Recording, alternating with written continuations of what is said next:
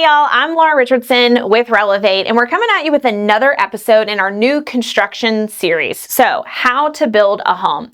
We've already had some precursory topics that we've discussed, like finding a lot of land or building your foundation, but today's video is actually talking about your electrical walk, which, keep in mind, depending on whether or not you're building a custom home versus a spec home, you may or may not get this opportunity.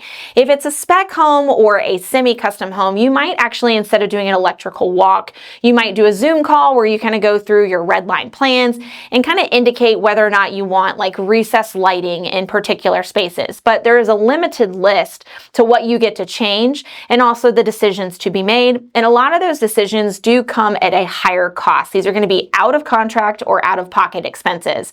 So today is going to be focused a little bit more on you custom build guys and what decisions you need to be aware of.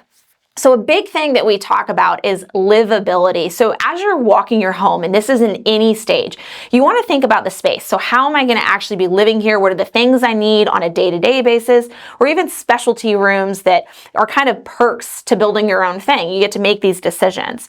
So one big one is outlets. Where are they going to be? And I mean specifically within the room as well as like the actual space on the walls. One of the cool things that we see with outlets is back in the old days, they just kind of put them close to the bottom, like towards the floor. Now they can actually be built into your trim. So it looks a little smooth, more flush, more custom, if you will. But that's a decision that has to be made during your electrical walk because that's a specific location that these items are going to be placed. So keep that in mind as you're walking through. Where do you need those outlets to be, or where do you not want them? For example, having outlets in the floor if you're going to have lamps in a specific spot. Some people love that look, or they might want the outlets to actually be covered with even like a flooring panel that can be lifted up and the outlets placed a little further below. So start kind of mapping that out in your head. The other big one that we see with outlets is, for example, if you have an office space, do you need an outlet perhaps maybe in the bookshelf or the closets for either computers or printers or any type of other things that you might need for your day-to-day work from home environment? Another one would be whether or not you want it hidden in like a closet. So let's say that you have a vacuum cleaner that needs to charge over the course of time, and then you get to pull it out of that storage space and then use it. Well, you might want outlets there. Same thing with like pantries and sculleries and places like that. You might want a coffee bar location. You need an outlet in order to have that. And then the last one would be in your primary bedroom or any other bedroom spaces. One of the cute little design things that we're seeing right now are these like plug-in type wall sconces, or even just normal lamps that you would have on like side tables on your bed. You probably want specific plugs and outlets placed down next to where your bed frame would end. So keep all these in mind as you're kind of walking through those locations. And then the last one would be within cabinetry. So let's say, for example, in your bathroom space, you want a place for your blow dryer to actually plug in to where it stores. That's another one that, again, you would want to talk to your builder about.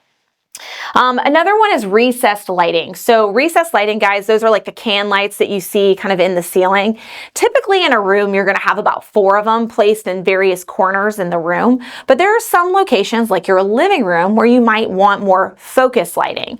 Another thing would be if you have artwork, there might be lighting that needs to be placed that specifically kind of narrows in on those locations. So think about if you have a great open foyer and you're planning on specific or even expensive artwork to be placed in a certain wall, you might want focus lighting in those locations. Another one would be fans. So people automatically assume that fans come pre-wired in every space. If you're buying on the spec or semi-custom level, definitely ask your builder about that before you go under contract, just to make sure there's not a decision that needs to be made, or maybe that's not the place for you if you can't make those kind of last minute decisions.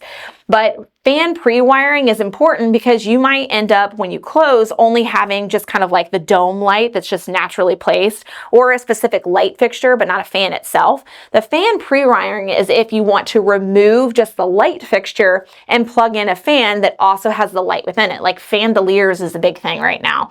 So you want to make sure that you have that placed, as well as having the little toggle switch on the wall that would control the fan pre-wire. This one's kind of interesting, and a lot of folks don't think about this one, but toilets. So if you have a bidet, bidets, if they're not like a physical placed next to the toilet type thing, so like we're talking about a separate entity next to the toilet, you're gonna need an outlet, because a toilet bidet combo is actually physically plugged into an outlet in the wall because it's electrical and it works that way through a little remote. Another one is if you need something that has its own circuit. So think like Tesla chargers or the garage fridge where you're going to keep all of your drinks.